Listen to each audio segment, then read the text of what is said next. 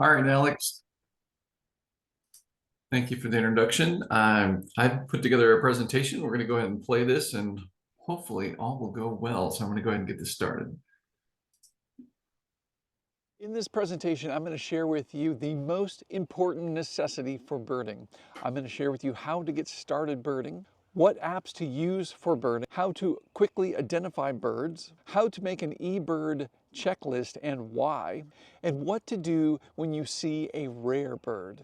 Hi, I'm Kent with Marion Audubon Society. So what's the most important necessity for birding? Curiosity. Yes, you have to be curious in order to get started birding.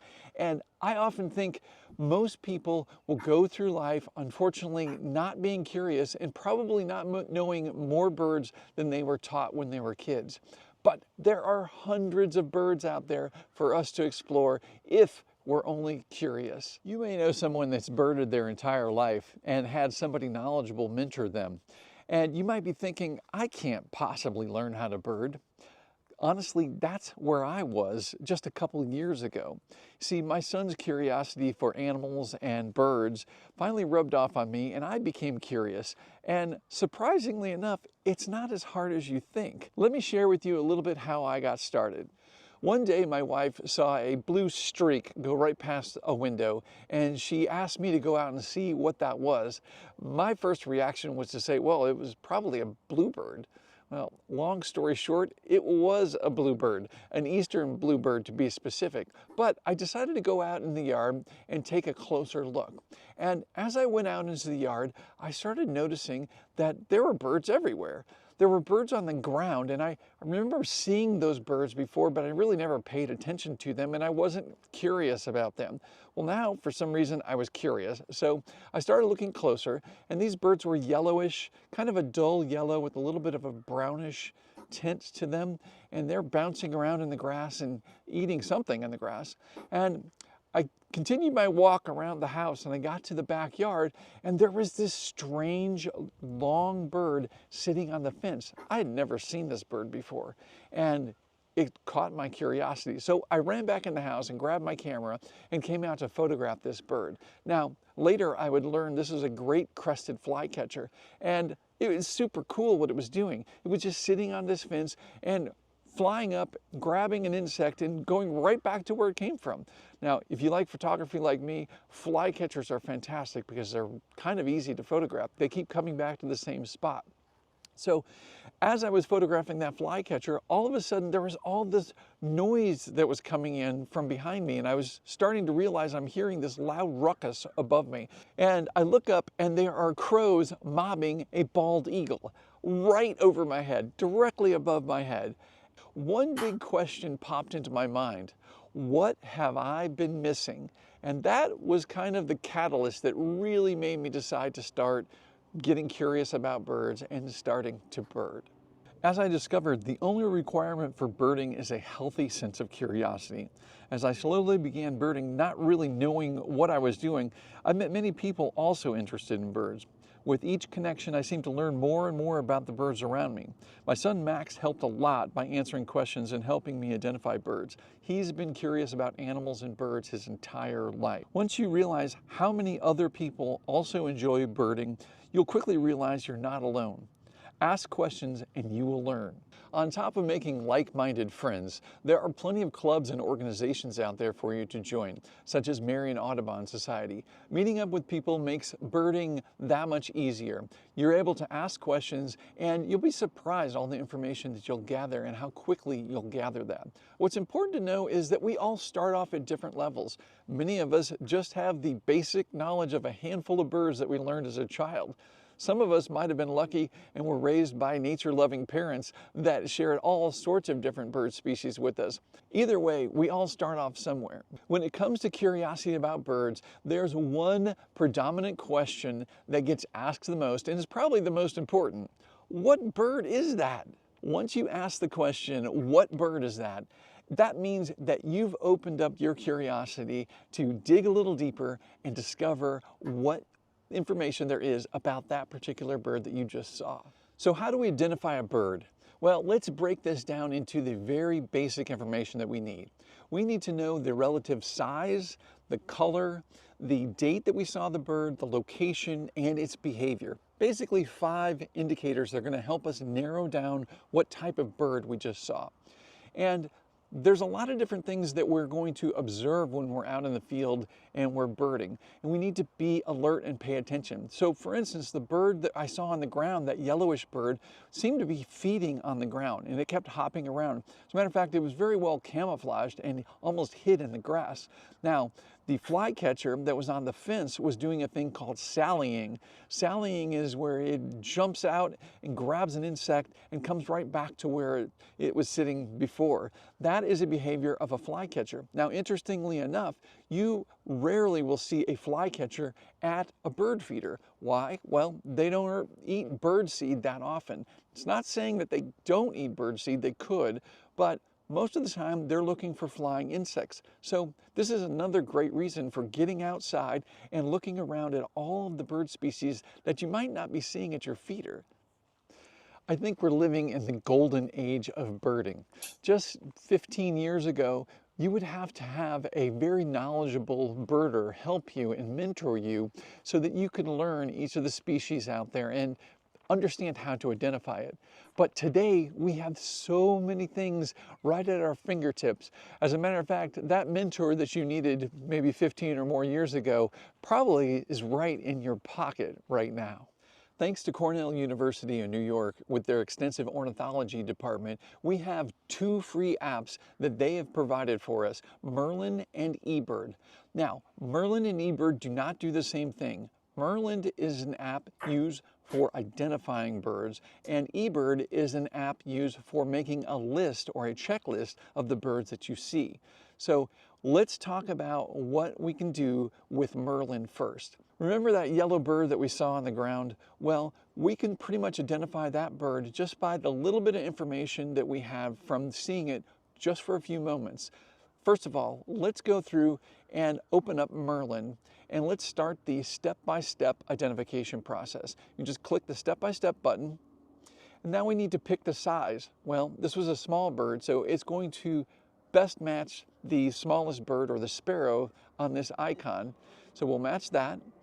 The color that I saw the most prominent was yellow, but I also saw brown. So I'm going to select both of those colors. I'm going to put the date that I saw this. I'm going to put the location, and I'm going to put the behavior. Remember, the behavior is really important. It was feeding on the ground. And let's take a look and see what Merlin thinks this might be.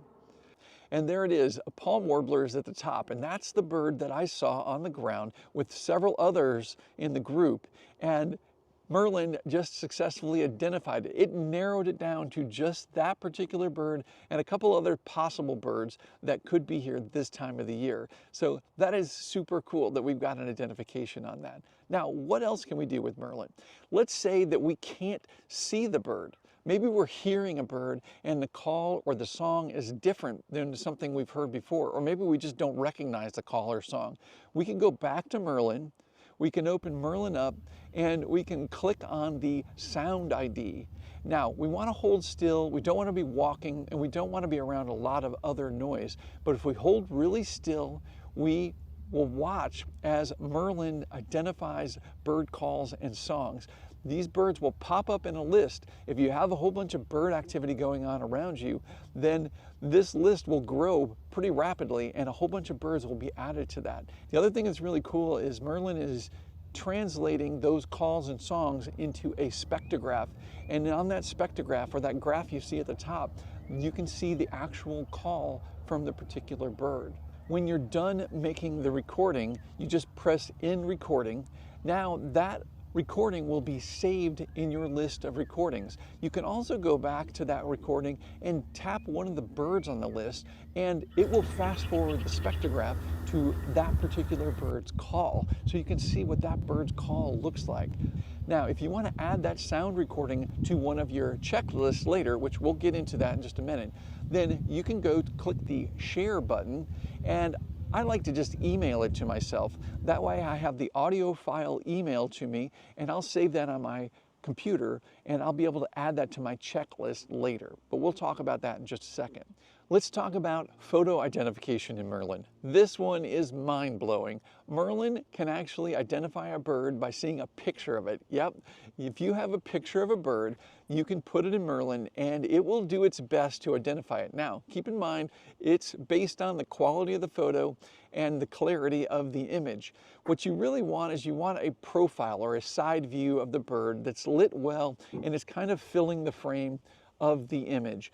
If you're taking a phone image of a bird, it might be a little bit tricky because the phones don't really capture the bird too well, unless the bird is really close or you have a really good situation where you've got a good photo. I have identified quite a few images directly from a phone photo before. It's a little bit touchy, however. What I like to do is I will take my regular camera out into the field and I will photograph like I normally do. And once I've gotten some great images, I will actually take my iPhone and take a picture of the screen on the camera. And that will be good enough for Merlin to identify right there in the field. So again, the way I'm doing it, I'm taking a picture using a regular camera, so I'm able to get a pretty decent quality image, and then I will pick the image I think that looks best. Usually, again, a side profile where I can see the head, I can see the side of the body, and it's lit relatively well. Then I will pull that up on the camera screen, and I will take a picture with my iPhone, and that puts it on my phone so I can connect it and import it into Merlin. Now let's look and see how that works. So now that I've got the photo on my phone, all I need to do is go open Merlin, click the photo ID, select the photo that I just made, and I like to resize it a little bit so it fills this window, and click the ID button. That's it. Now Merlin's going to identify this photo. And again, keep in mind, it's going to give us a list of what it thinks might be possible. There are times when it's way off, and that's totally fine. You might want to try using a different image, but you can use photos to identify birds with the Merlin app. It's important to remember that Merlin is not always 100% correct. You are going to want to check other sources just to confirm your sighting, just to make sure. Now, Merlin's technology keeps improving every year and it gets better and better, but again, it's not always 100% accurate. Now, Merlin and the other apps that we're going to talk about are all service independent, meaning that if you're out in the woods far away from technology and you have no cell service, these apps will still work. You'll be able to use Merlin's photo ID, sound ID, and these other apps that we're going to talk about in a second, even without cell service. Okay, so Merlin has helped you identify the bird that you saw. Now what do you do with that information? Well, you're going to take that information and create an eBird checklist. An eBird checklist is a simple list of the birds that you see in a particular occasion. This might be just an instance with one bird, or you might be sitting in an area for a couple minutes, or you might be out hiking for hours. You can make the list however you would like. So you want to go to eBird and you want to start a new checklist. When you start a new checklist, you're going to see a window at the top where you can enter the name of the bird that you saw. Now, you don't have to key in the entire bird name. This list in eBird is just the birds that are possible around you, so it's already been made pretty easy for you. Let's start with that palm warbler that we identified. I'm just going to start typing in P-A-L, and there it is, the palm warbler. Then I can just click on him. Now it's asking me, how many did I see? Well, I think there were about 8 on the ground, and that's fine. So we'll put 8. I can continue with this checklist, and on that particular day, I also saw the great crested flycatcher. I saw a bald eagle and about 5 American crows. I saw 3 bluebirds, 2 cardinals, and a Carolina wren. So that's a checklist in and of itself. So now what I need to do is I need to go through and finalize this checklist. And the way I do that is I simply stop the checklist, and then before I could submit it, I need to add a location where I saw these particular birds. And I can just pinpoint the geographic location where I saw them. Then I can put the time of day and how long I was birding, and then submit the list. Now the list is submitted to my master list with eBird, which is better managed on the website. Now, this is a little bit confusing with eBird. There is an eBird app for your phone, and this is really a simple tool that's designed to make the checklist just like I shared with you. It is not super robust as far as a ton of bird information, but if you go to ebird.org on your computer, you will be able to see all of your checklists. You'll be able to see all the data combined together so you can see your totals, how many birds you've seen locally, how many birds you've seen in your state, in the country, in the world, so on and so forth. It's really cool. So ebird.org is much more robust and filled with a lot more information than you'll see on your eBird app on the phone. That's a little bit confusing because I know that I tried to dig into all of my checklists and all that and really sort through all that information on the eBird app on my phone when I first got started. And it was a lot of hassle really trying to go back and see all the things that you posted. But when you get to a computer, you can see all of the detailed information that you've created and posted through your eBird checklist. So you might be thinking, where's all this information going and what happens with my checklist? Well, those are great questions. Number one, your information and your checklist are being compiled into the main database at Cornell University, along with millions of other bird checklists from all around the world. Yeah, there's birders all around the world making checklists and submitting them to Cornell University all over the world all the time. Now, you might be thinking, what happens with your privacy? Well, this site is private. All of your information is kept private. You can even keep your identity private if you want, and you can conceal your checklist. I choose not to do that because I like sharing my checklists and my photos with others so that they can see what I saw in the area and they can go out and find birds as well. So it's a great way to share your birding experience with other birders. Think about it this way too. Somebody's traveling to our area and they don't know what birds are going to be here at the particular time that they're visiting, well, they can go to eBird, the ebird.org website, and they can easily see hotspots in our area.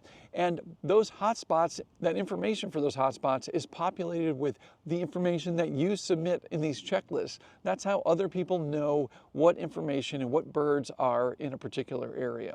So the big takeaway from this is that, yes, this is a hobby and it's fun to be out there in nature and there's all sorts of benefits to birding, but you are also a citizen scientist. That's right, you're helping create ornithology research that is benefiting others and it's benefiting birds and our community as well. So that's super cool if you think about it. There's one other app that I like to use while I'm out birding. Now, this isn't a free app, but it is a paid app and it is well worth every penny. That's the Sibley app. Now, you might be familiar with the bird identification book by Sibley. It's a great book, but the Sibley app that can be viewed on your phone is amazing and super interactive, way more interactive than your book. Let me show you how powerful this is, and I'll explain to you how I incorporate it into my bird identification while I'm out birding. First of all, let's open up Sibley. Now, let's say that we just had Merlin help us identify the palm warbler as the little yellow bird that was on the ground. Okay, great. Well, I can go into Sibley and I can search palm warbler. And what I can look for here is a whole variety of different information. Number one, I can scroll through the images and I can see the difference between the male and the female and what an immature or juvenile bird might look like. There are also subspecies of birds as well, and those are all illustrated here quite clearly. So if I go back outside and I've got my binoculars and I take a closer look at these birds, I might see something that clues me in onto whether this is a female or a certain subspecies of this bird as well. Also, if I'm not quite sure, if I'm questioning Merlin and I'm not quite sure if this really is a palm warbler, down in the bottom right corner, there is this little two arrows that merge together. And what this is going to do is this is going to tell us what other birds are similar to a palm warbler. We can click on that and we'll get a list of other bird species that are very similar to the palm warbler one way or another. We can look at those and we can decide if any of those look closer to what we saw. Now, we can also click at the bottom and listen to the calls of the palm warbler, the calls and the songs. So we can compare those if we've heard the particular call or song for the bird. Here's another big one that's really helpful. The globe in the middle at the bottom of the Sibley app will tell us where this bird should be in the world. And here we can see that this bird migrates to our area in the winter. In other words, this bird probably wouldn't be found here in the summer very often. As a matter of fact, if it's found here in the summer, it's considered a rare bird. And we're going to talk about that in just a second. But this bird is here in the winter. That's when it's supposed to be. And it's indeed a palm warbler. So I like to use the Sibley app to reinforce that information and give me more detail about a particular bird. And what's great about this is it helps build my knowledge of each of the species as I'm going. So if I focus on this palm warbler and I take a little time and read the description here about the palm warbler, look and understand where it's supposed to be in the world and see what other birds it's similar to, I've just absorbed a ton of information about palm warblers, and it's going to make it that much easier for me to identify the palm warblers when I see them again next time.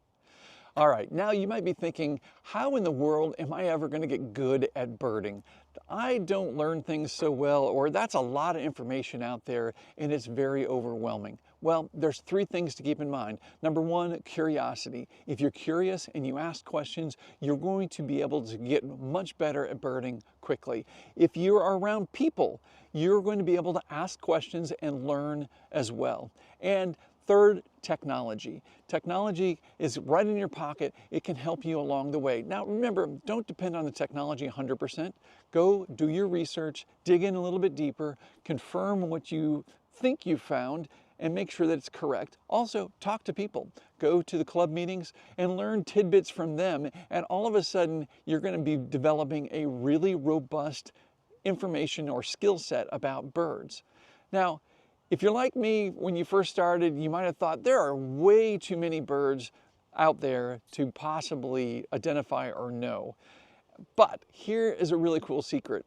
There really aren't. It does sound a little bit overwhelming, but it's not. Let's break this down. Number one, around the world, there is an estimated 11,000 species of birds. Yep. Well, guess what? We have less than 10% of those in North America. That's around 900. In Florida, there have just been over 500 different species that have been seen, and in Marion County, there's only been around 300 species ever recorded. 300 is not so bad. And then when you learn that these birds can be broken down into families or groups of birds, such as the warblers or the different shorebirds and that, you immediately know which group of birds these go into, and it's not quite so bad. The biggest thing to keep in mind is you don't have to learn these all at once. You can learn them one at a time. Just be curious about the bird you happen to see at any given moment. Go do a little bit of research, use the apps that I showed you, and study it a little bit, dig around online, learn about that particular bird, and put that information in your head and save it. Then go out and find another bird, and you will be shocked how fast you're going to learn about the birds around us. I think this is amazing because, quite honestly, before I started birding, I probably couldn't list 20 birds off the top of my head. And now I could list hundreds of different birds, not only from our area, from other parts of the world as well, just because I was curious and I've dug in and done a little bit of research. And I've only been doing this a couple of years. So if I can do it, you can do it as well. One of the things that can happen while you're out birding that's really exciting is seeing a rare bird. A rare bird is a bird that's not usually found in your particular area, or it's early or late for the season that it's usually there. And seeing a rare bird can be really exciting to add to your bird list. How will you know when you've seen a rare bird? Well, when you start birding, seeing a rare bird is a super exciting occasion. And it's a lot like when you're a kid, or when I was a kid, I used to collect baseball cards and rocks and all sorts of different things. But there was always those special items out there. There's a special baseball card that everybody was looking for that was pretty rare and valuable. So you're always looking for that. Well, we're doing the same with birding. So what is a rare bird? Well, a rare bird is a bird that's not usually seen in our area or is here not in its regular season. So it migrates through here in the spring, but for some reason this bird is here in the summer. That can be considered a rare bird. And how will we know? Well, when we go to eBird and make a checklist and you list and type in the bird, you will see most of the birds that are common will have nothing next to the name. That means they're common. If you have a bird that's seen infrequently, it will have a gold circle that's half filled in next to its name. That doesn't mean it's a rare bird. It just means that it's not seen all that often. It's infrequent.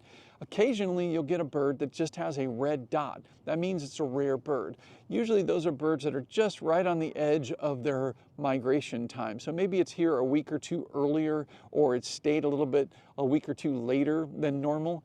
That's usually when you get the red dot. That does mean it's a rare bird or a rare occurrence, but it's not super, super rare. Now, when you get a red square with an R in it, that is a full-blown rare bird alert, and that is super cool and really, really special. What's important when you see that pop up in your checklist is you need to have as much documentation of that bird as possible. A photo is best. If you have a good photo of that bird, that's golden. If you can't get a photo, try to get a recording of its call or its song. If you don't have either of those, you're going to need to make a detailed description of the bird in the text in the checklist. And the best way to understand what's important or what distinguishes one bird from another is to go use the Sibley app or the Merlin app and read the information section on that bird and learn what items or what characteristics are distinctive about that bird. It might be the size or shape of its bill, it might be the colors or maybe an eye stripe or the colors on the wings. Whatever it is, you're going to need to make sure that what you saw matches the description that you're seeing there, and then you're going to need to share that. Now, why do you need to share that much information? Well, all rare bird alerts are confirmed by a human reviewer. That means there's somebody that's going to be reviewing your list when a rare bird alert comes up, and they're going to want to confirm with you that you indeed saw that rare bird. It's nothing to be intimidated by it. You just need to make sure you're doing your homework and you put as much documentation on that checklist as possible so that that rare bird alert can be confirmed. Now, the reviewer will decide if you indeed saw that bird or not. That's why it's so much more helpful to have the photo or a recording of it as well, because that's really good solid evidence that you did see that bird. What makes a rare bird interesting is it's exciting. It's something we don't see every day. And when you submit your checklist with that rare bird on it, that is going to get shared to other birders, and they're going to be aware that there is a rare bird in our area, and they're going to know to be looking for that bird as well. And it's one of the really cool things about birding that makes birding so exciting is when a rare bird comes by and visits our location. So, are you curious? Do you want to know what that unusual bird was at your feeder? Well, now you have all the information you need to identify that bird and all the birds out there. So what are you waiting for? Let's go birding.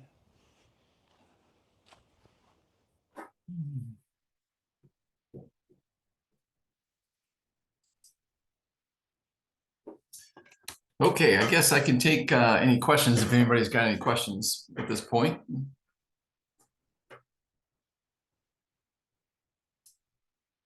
Maybe need to do them in the chat.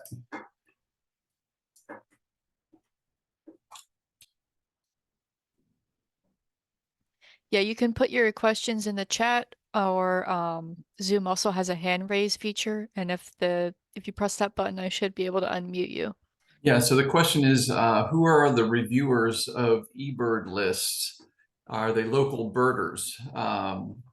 Yes, actually there are. Our local birder is, or our local reviewer is Doug Richards. And it's not a very desirable position to be in because unfortunately, a lot of times when people think they've seen a rare bird and they didn't, he's got to be the one to tell them that I don't think I can confirm that.